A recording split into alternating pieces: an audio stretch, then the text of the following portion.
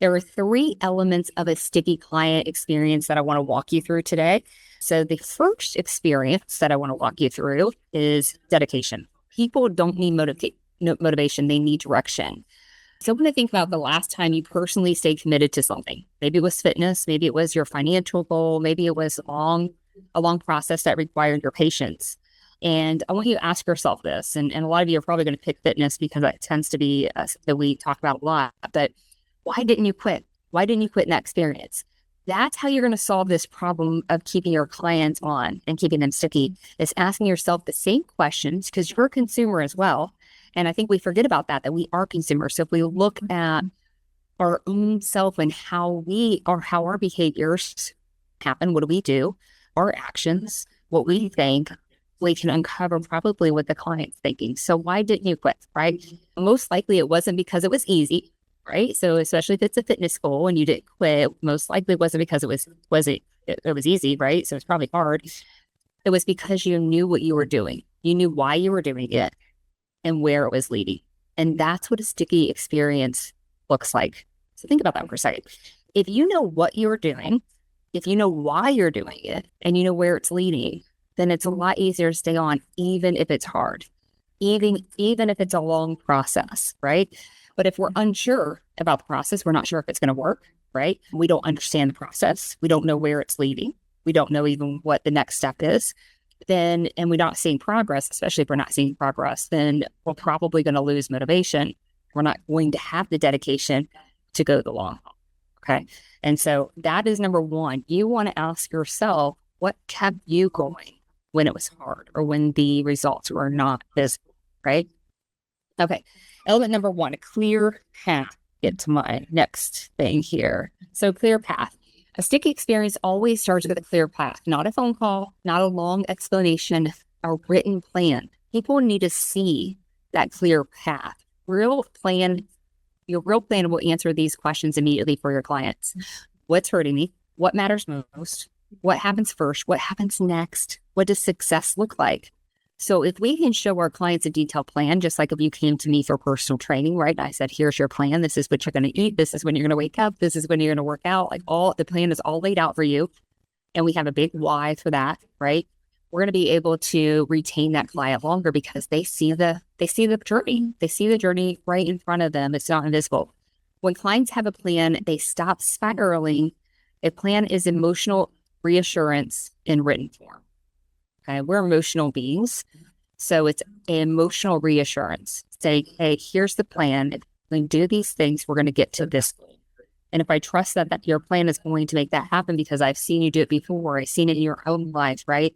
Then I'm going to be able to stay on even when it's hard, even when it's a long process. Element number two is visible progress. People don't need constant wins. They need visible movement. Progress doesn't always mean like it's a big change, right? And so I actually posted about this today that our lives are begging for consistency, right?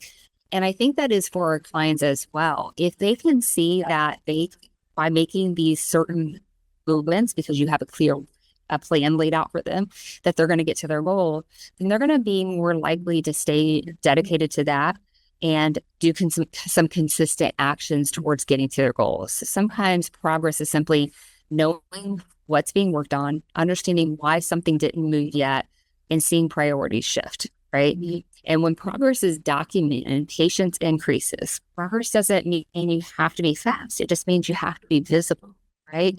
And so kind of think about that for yourself when we talk about visible progress, right? If I am working with you as a personal trainer, I like to use this because I think the analogy works really well because we all have probably struggled in this area in one shape or another, went to a personal trainer.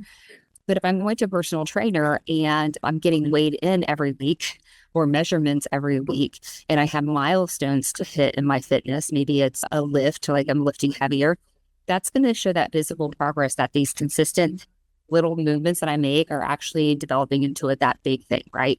It's not necessarily that a big change happens right away. All right, element number three is the direction towards a goal. And this is the part most people skip.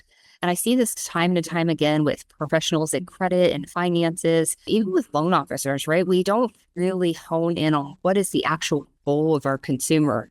Sticky experiences always connect today's work to the future. Okay. Is that we don't connect today's work to the future and constantly reassure the client, constantly bring up the big why for them. We're oftentimes going to lose the client, especially when it gets hard, especially when it's a longer process, right? So we have to bring back up the home, the approval, the funding, the fresh start. Why are we really doing this work? Why are we okay to do the hard work? Why are we okay to do this for month after month after month, right? Why? What's the big why? And I encourage you to step into this a little bit deeper than the surface why. So maybe the surface why is the person comes to you and they want to buy a home. That's a surface why. Okay, great. That's a big why. It's a big goal. But why a new home? Right. And, I've told the story before, and some of you guys have heard this, but I had a client come to me and he said, my big why is that I want to be able to take my daughter into our first home and she have her own bedroom, because he was feeling like a failure of a father. He was feeling like he was a failure of a husband and a failure of a man in general. Right. So because I knew that big why, as we're doing things and as it's hard and as we're not seeing the progress that we think we need to see, we always want the big jump in 24 hours, right? I can reassure him and say, hey, we're working towards your goal. I can't wait to see you walk in your house with your baby girl and open that bedroom door and say, what color do you want to be your room, right? And because I know what his big why is, I can continuously on every update bring that big why up, show him how he's closer to that big why, right? And this is so important. I think it's a very misstep and often a lot of industries, and probably every industry, people don't connect it with a big why, not the surface why, but the big why. People will wait if they know where they're going. People will wait if they have a big why for where they're going, and if you help remind them of that, right? I don't know how many times I've had clients in the fitness industry, as well as in the credit industry, as well as in the loan industry, that we go through a tough time and things just don't seem like it's going the person's way at all. Like it feels like it's completely the opposite of going in their way. And they're ready to throw their hands up and say, I'm just done with this, right? So done with this. And then we find out later that, we have this discussion about this big why, and they go, I can do this, right? Because we sat down and we had that conversation. And I think so often we're not having those conversations with the client. Then they need that, especially in the credit and financial space, right?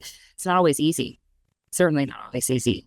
And we're spending money. And if we're not seeing results and we forget that there's progress happening and we're not connecting that to the big why, it can kind of sometimes make people feel like, hey, this isn't even worth it, right? And I think we can all understand that if we put ourselves in the eyes of the consumers. We all are consumers. So thinking about it. So now you know what creates a sticky client experience. How do you deliver this consistently without burnout? So let's just kind of put it in 3 different clear modes, right? So we have the plan, right? So number 1, to create a sticky experience for a client, we need to have a detailed, clear plan, or you can call it the journey for the client. They need to know. But how can we make a really good journey for the client? Number 1, we probably have gone through that experience ourselves, came up the other side. I talk about this a lot, where we were here and we wanted to get here and we figured out how to do it. And then as a professional, we took out all the hills and the mountains and the bumps and the bruises to make it a smoother experience and a faster experience for our consumer, right? So that's the plan, that's the journey. So we want to make sure that we have a clear plan. So that's number 1. If we have that by itself is one of the most sticky things that you can do today. It's very, very easy. Number 2 is visible progress. So clients need to see that visible progress. They need to see an updated plan. Okay, what have we accomplished? Where are we at now? What is it? Do we need a shift? Is there a shift in what we need to do, right? So visible progress is really important. This is not hey, your credit score went up 10 points. Well, what if it doesn't go up 10 points next month? Is that not progress? Do we not have progress? The answer almost always is yes, we did have progress, even if we don't see a score improvement. And so being able to visibly show that and not put all your stock into what that credit score looks like. Okay?